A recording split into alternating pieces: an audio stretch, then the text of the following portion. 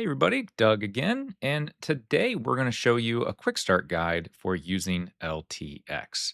So we listened to your comments from last time when we were showing the LTX LoRA trainer, and you wanted more details. You wanted to really dive into the deep end and see it from start to finish with all of the nuts and bolts. So we're going to show you everything here, but as you're going to see, it's very easy to install it from source and get it to run for your first generation in ComfyUI. And by the end of this video, you'll have LTX running on your very own local machine and generating videos. And we're going to show you the whole process from start to finish. So let's get started. So, who is this video for? Well, before we jump in, this is for developers, this is for ComfyUI users, and this is for technical artists. So, before we really dive into the deep end, I want you to make sure that you're comfortable with things like Python, Git, and ComfyUI basics. And if you need ComfyUI, you need to download it. Well, you can go right here to this link at comfy.org/download. So if you don't already have the latest version of ComfyUI desktop installed, well, go ahead and click this download desktop ComfyUI button and then pause this video and come on back once you're all ready. So now that your ComfyUI installation is ready to go, you have two paths that you can choose from here. You have the older ComfyUI manager method for installing custom nodes, and this is more of a legacy tool. I actually prefer the git install method. And if this is scaring you, if you're already just like, oh, nope, not going to touch ComfyUI, not going to install custom nodes, that is too much for me. Well, LTX has you covered with LTX Desktop, which you can find on their GitHub page, github.com/lighttricks. You will see the link below in the video description. But all you got to do is click on this LTX Desktop button right here, and you're going to scroll down to see the awesome user interface that LTX gives you. And it's an open source desktop application that makes generating videos using LTX just super easy, and you can do it all locally on your own machine. All right, let's get down into it. And what we're going to be doing here is installing the LTX video custom node for ComfyUI. And you're going to do this very, very simply. If you have Git on your machine, which again, you should, all you have to do is navigate to your ComfyUI custom nodes directory, type in this little handy dandy syntax right here, git clone, and then the URL for the LTX video Git repository. And then you're going to go right into that LTX video folder that it creates using CD, which is terminal code for change directory, and type in the directory you want to go into. Once you go in there, you're going to also type in UV space sync dash dash frozen. And then you're going to be activating your environment that you just created using this syntax down here, which is just source.venv for environment/bin/activate. And real quick, why the UV sync dash dash frozen, right? Well, this is a nice thing to put in your terminal because this installs the exact locked dependency version. So sometimes there can be conflicts because of resolver drift. Well, this makes sure that everyone who installs this gets it in the same environment, the model that was tested against. So that's why your first run will just work. And we'll get into that in just a second. But let's go ahead and just do this by hand. So here you'll see my Windows terminal. And right here, you'll see my custom nodes directory. So let's go ahead and just cd change directory into custom underscore nodes. And now that we're here, we're going to go ahead and type in that git command, which again is a git clone command that will go to the GitHub URL that we see here for Light Tricks and download the tool directly for you. Now, of course, I already have this tool because that would be crazy if I didn't have LTX's tools before I'm doing an LTX video, right? But go ahead and just type this in. And then afterwards, again, change directories one more time and just type in ComfyUI -LTX and then hit tab. Nice little Windows trick to fill in the rest of your path there. Now that we're in here, of course, we're going to be giving it that UV sync --frozen command. And after that, giving it the source dot setting the environment variable, and giving it the code to activate. So LTX, activate. And now that the code is locally on your machine, for more advanced users, the really neat thing about LTX being open source is that if you are so inclined, you are free to modify it either by hand or with a coding agent like Claude. So, just want to mention that here for more advanced users that it is made to be tinkered with. So, please feel free to do so. But since this is again a quick start, we won't dig into that here. But we really encourage you all to explore and play around with the code because that is the power of open source. Now, what's really cool is that you'll see if you go into your LTX directory that you just git cloned, let's go ahead and just check the GitHub repo already. You're going to see that it comes along with a bunch of example workflows organized by the version of LTX that you're running. So, of course, we are using 2.3 for this video. So, you're going to want to go ahead and go into that 2.3 directory and you're going to see a bunch of example JSON files for you to check out. Now, you can copy these out of your directory just by doing standard old copy paste, no fancy terminal commands here. Or you can, another nice trick is you can go ahead and click on one of these. We'll choose the two-stage distilled workflow for text to video and image to video and go ahead and just hit copy raw file. Now, once you have installed all this stuff, obviously boot up ComfyUI. And once ComfyUI is booted and everything looks good, no errors or anything that have happened, click your workflow, empty space, and Control V. And you're going to be getting this workflow right here.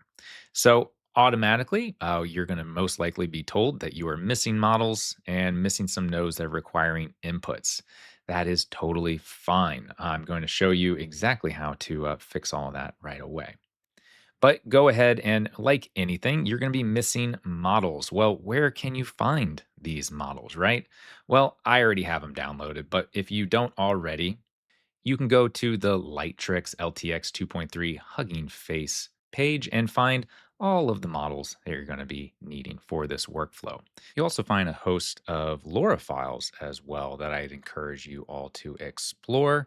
But since this is a quick start guide, we won't be digging too deeply into those for this one. But they are all here in the Hugging Face repo. So all the checkpoints, all the LoRas, it's your one-stop shop for everything you need to get LTX up and running. So please spend some time exploring. The only outside repo on Hugging Face that you'll have to go to for anything else is just this Gemma 3 model. And you can find that on ComfyOrg's LTX-2 repository here. And you'll just click download, and this will go into your text encoders folder. Another nice trick too is make sure you use the workflow overview for finding any missing models that you have. And you can go ahead and just copy that model name and go into your favorite search engine. Let's go Google and just copy and paste that URL. And of course, it's going to find it right there, right at the top, that Hugging Face repo that we were just talking about. So that's a good trick. Even in the world of AI, a little quick Google will get you set up really, really quick. And again, where do all of these models and LoRa files go to? Well, the checkpoints go in the checkpoints folder, and the LoRa files go in your LoRa folder. And you can find more information about models and LoRas and where to download them by following the link here, which will also be in the description below for the Hugging Face page for LTX 2.3. So make sure you check it out. And let's also briefly mention as well that LTX is a larger model. So generation really demands some serious hardware.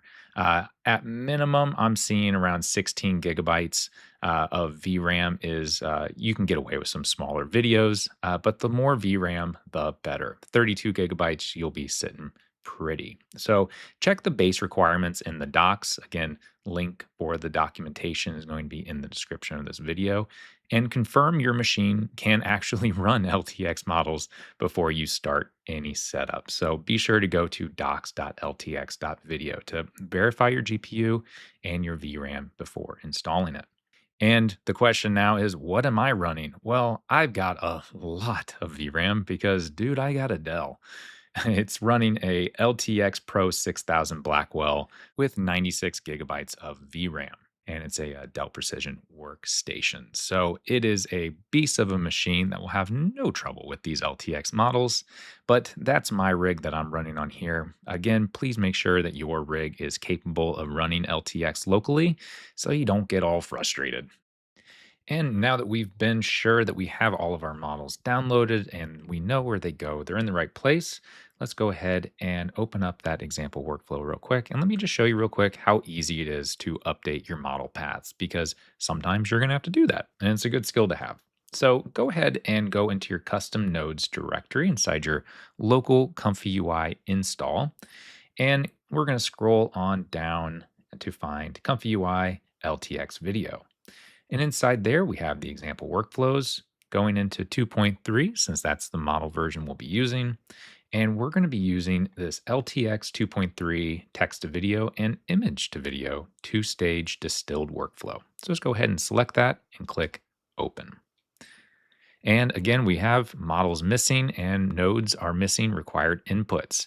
So this workflow will take a start image, which we will load in just a second. But you also are going to be noticing down here, we have this bypass image to video boolean down here. If you look here on the workflow, you're going to see a backdrop that states that bypass equals true if T2V. Well, that means text to video. And we're going to be doing image to video. So let's go ahead and disable that. Now let's point all of our models to our correct local install directory. So just go ahead and hit that drop down. And I like to just type in LTX and very quickly you're going to see I've got it right there. So let's go ahead and LTX 2.3 inside of a subfolder of 2.3. There you go.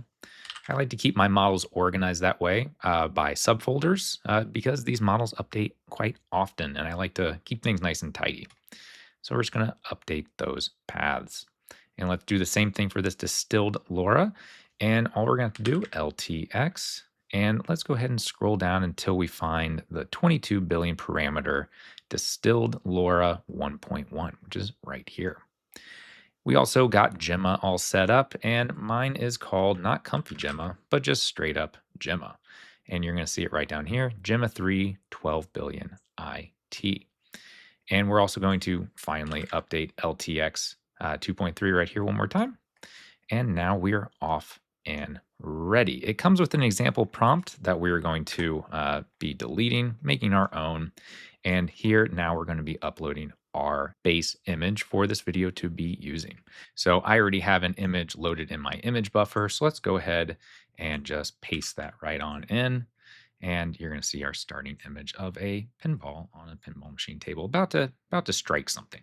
But we're going to go ahead and delete this base load image node, and we're going to just hook in our new one right there. And we are ready to go. All we're going to be needing to do is add in our prompt, but that is going to be coming in the next part of this video. And that brings us to the end of part one. It's a big subject.